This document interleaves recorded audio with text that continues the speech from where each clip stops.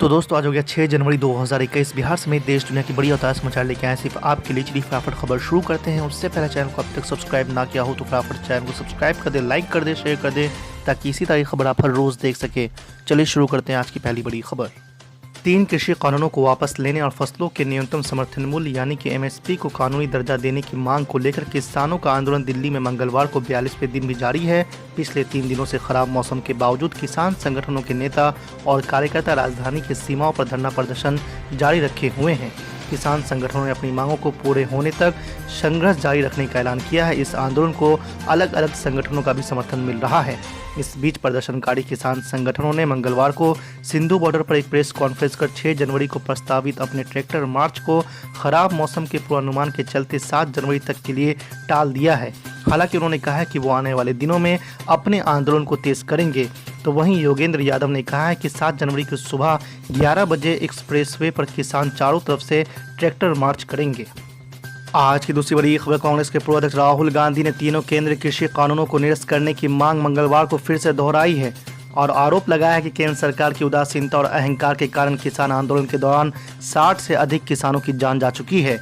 राहुल गांधी ने ट्वीट कर कहा है कि मोदी सरकार की उदासीनता और अहंकार ने 60 से अधिक किसानों की जान ले ली है। किसानों के आंसू पोंछने के बजाय ये सरकार उन पर आंसू गैस के गोले छोड़ रही है।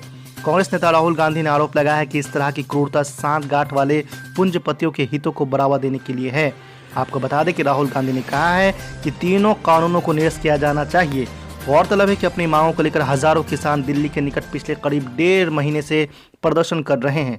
किसान संगठनों की मांग है कि तीनों कृषि कानून को वापस लिया जाए और न्यूनतम समर्थन मूल्य की कानूनी गारंटी दी जाए।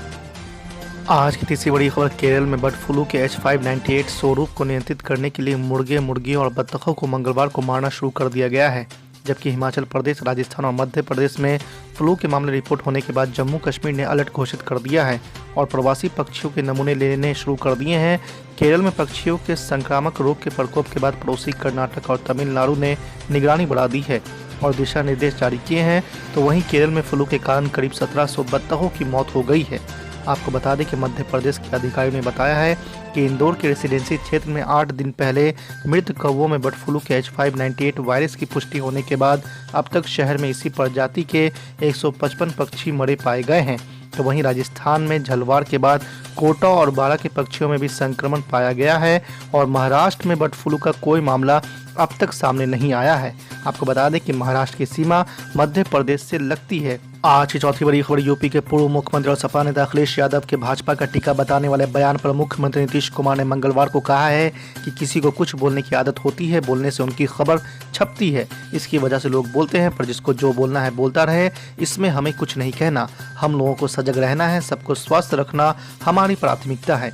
वहीं मुख्यमंत्री नीतीश कुमार ने कहा है कि बिहार में उपयोगी और प्रभावी ढंग से कोरोना का टीकाकरण कराया जाएगा। इसका पूरा रोड मैप तैयार कर लिया गया है। बिहार के मुख्यमंत्री नीतीश कुमार ने उम्मीद जताई है कि अगले 5 से 6 महीने में सबका टीकाकरण करा दिया जाएगा। उन्होंने कहा है कि कहां पर टीका रखा जाएगा, एक से दूसरी जगह कैसे ले जाए जाएंगे, कहां पर टीकाकरण होगा, एक एक चीज़ की तैयारी की गई है। आपको बता दें कि मुख्यमंत्री नीतीश कुमार सोमवार को अधिवेशन भवन में जल जीवन हरियाली अभियान के कार्यक्रम में और फिर इसके बाद पत्रकारों से बातचीत के दौरान ये बात कहा। आज की 5वीं बड़ी खबर। ऑल इंडिया मजलिस इत्तेहादुल मुस्लिमीन के प्रमुख असदुद्दीन ओवैसी के कुछ घंटों के लिए अचानक पश्चिम बंगाल दौरे ने राज्य में पहले से गरमाई सियासत में एक नया उफान पैदा कर दिया है।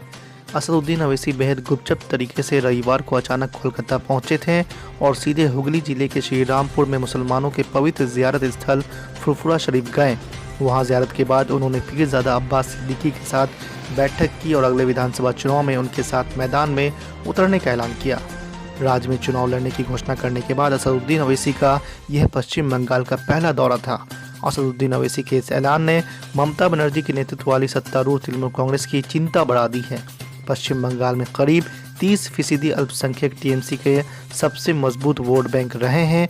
अब असदुद्दीन ओवैसी के मैदान में उतरने से इस वोट बैंक में सेंध लगने का खतरा पैदा होता है। साथ ही बता दें आपको कि टीएमसी ने असदुद्दीन ओवैसी को खास अहमियत देने से इनकार करते हुए ओवैसी की पार्टी को बीजेपी की बी टीम करार दिया है। लेकिन राजनीतिक हलके में सवाल उठने लगा है कि क्या ओवैसी ममता का खेल में खलल डालेंगे।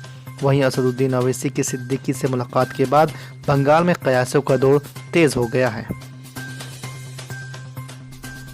देश में भारतीय जनता पार्टी की सरकार, उत्तर प्रदेश में योगी जी की सरकार पूरी तरह से नाकाम हो चुकी है। किसानों के साथ न्याय करने में, युवाओं को रोजगार देने में, लॉ एंड ऑर्डर को मेंटेन करने में, पिछड़ों, दलितों और मुसलमानों को उनके अधिकार देने में, ब्राह्मणों के साथ न्याय करने में पूरी तरह से नाकाम हो चुकी हैं। महिलाएं सुरक्षित नहीं है, तो ये लोग अपनी नाकामी छिपाने के लिए एक तरफ ठंड में अन्नदाता किसान सड़कों पर है, आंदोलित है, -डिग्री टेम्परेचर में, 2 डिग्री टेम्परेचर में, ऊपर से बारिश है, लेकिन नरेंद्र मोदी जी 20 किलोमीटर दूर बैठे हैं चौकीदार, जो किसानों से बात करने तैयार नहीं। 55 से ज्यादा किसान शहीद हो चुके हैं, लेकिन सरकारें सुनने तैयार नहीं है और अपनी नाकामी छिपाने के लिए, अपनी नाकामी पे पर्दा डालने के लिए बार बार सरकार कभी धर्म के नाम पर कानून लाती है, कभी मुद्दे को भटकाने वाला लव जिहाद लाती है, कभी सीए लाती है। मैं पूछना चाहता हूं कि जो नया कानून उत्तर प्रदेश सरकार लाने की तैयारी कर रही है, Uttar Pradesh regulation and registration of religious places act, यानी कि धर्म स्थलों को अपने तरीके से अधिकार में और कब्जे में लेने वाला कानून, अपनी मनमानी चलाने वाला कानून जो लाने वाली है, क्या उससे युवाओं को रोजगार मिलेगा? किसानों को फसलों के दाम मिलेंगे? क्या महिलाओं के साथ बलात्कार की घटनाएं रुक जाएंगी? क्या उत्तर प्रदेश का लॉ एंड ऑर्डर सुधर जाएगा?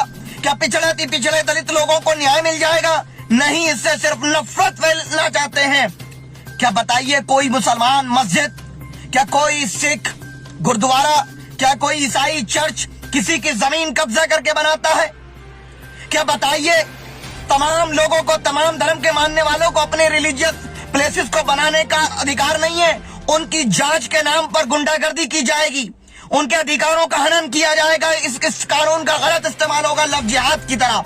जैसे उस कानून में बेगुनाहों को फंसाया जा रहा है, वो कानून एक हथियार है नाकामी छिपाने का, एक राजनीतिक हथियार, जिसके जरिए अपनी नाकामी को छिपा दो। प्रदेश की 23 करोड़ जनता के शिक्षा, स्वास्थ्य, रोजगार के मुद्दे को दबा करके ये बेहुदा मुद्दे उठाओ, जनता को भ्रमित करो और सत्ता में आ जाओ। ये इनका फॉर्मूला है जो ये कानून बना रहे हैं। मैं पूछना चाहता हूं कि क्या जो लोग धार्मिक आस्था से प्रेरित होकर के अपने धर्म स्थलों को चंदा देते हैं, उनकी कमेटियां हैं, क्या उनको कब्जे में लेकर के उनको नेस्ते नाबूद करके एक विचारधारा को आप थोपना चाहते हैं? वो भी वो विचारधारा जो 20वीं सदी में हिंदुत्व के नाम से पनपी थी, जिसका किसी धर्म से कोई लेना देना नहीं। वो एक राजनीतिक विचारधारा है जो सबको एक रंग में रंगना चाहती है। इसका किसी भी धर्म से कोई संबंध नहीं है। आई चैलेंज सावरकर, गोलवलकर, हेगडेवर और नरेंद्र मोदी जी, योगी जी और आरएसएस संघ प्रमुख मोहन भागवत जी, आई चैलेंज यू कि मुझे बता दीजिए कि जो आप कर रहे हैं ये कौन से धर्म की संस्कृति है? किसी धर्म की संस्कृति नहीं है, न हिंदुस्तान की संस्कृति है। ये उस 20वीं सदी में पनपे हिंदुत्व की संस्कृति है जिसमें किसानों, युवाओं, महिलाओं, युवाओं के लिए, गरीबों, दलितों, पिछड़ों के लिए, अति पिछड़ों के लिए कोई जगह नहीं है। अल्पसंख्यकों के लिए, मुसलमानों के लिए, सिखों के लिए, ईसाइयों के लिए कोई जगह नहीं। ये कौन सी विचारधारा आप चाहते हैं? और याद रखिए, ये इस विचारधारा को हम कामयाब नहीं होने देंगे। हिंदुस्तान में अंदर सभी धर्म, जाति, संप्रदाय के लोग, अलग अलग भाषाओं के लोग, अलग अलग खान पान के लोग, अलग अलग वेशभूषाओं के लोग हिंदुस्तान में रहते हैं और हमेशा रहेंगे। आपकी सरकार आज है, कल नहीं रहेगी, याद रखिए। आपके कानून बनाकर बदलाव करने से बदलाव नहीं होगा।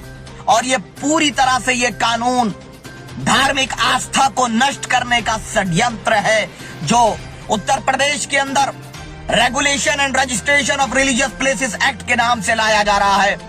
पीस पार्टी ये मांग करती है, हम ये मांग करते हैं कि इसमें ये क्लैरिफिकेशन होना चाहिए कि क्या हर धर्मस्थल के कागज मांगे जाएंगे? सड़कों में जो धर्मस्थल है उनको तुरंत गिराया जाएगा? जो थाने में है, सरकारी प्रॉपर्टियों में है, क्या उनको तुरंत गिराया जाएगा?